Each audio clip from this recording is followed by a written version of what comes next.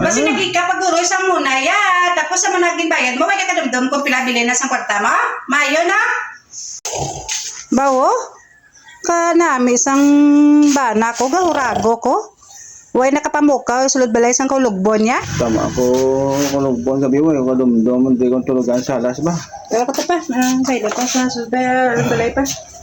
Tulog ma. Di ka mo, di ka biyaw. Yung kadumdum ako, hindi ko alin ba? Tigdada na ipaw. Lai matiyag ko, tama ako kubog, tutagaan ni puli gabi ba? Hindi may kadabot nga man niya ito. Sige pa, huwag na danay. Tagaan ko gabi ba? Lai matiyag ko, sakit ulo ko ba? Ay ma! Ha? Ito si Kumel man akong kwarta nga, isa kalibon lang ni Bilin man. Ay, wala kaya kabalo kung din na katim kwarta. Basta nagika, paguruya muna, yan muna. Ang mga muna, yung nangasal mo mo yaman. Lipat nga do pilaman ito binayran naman nga, pero sobra lang ito, 1.5.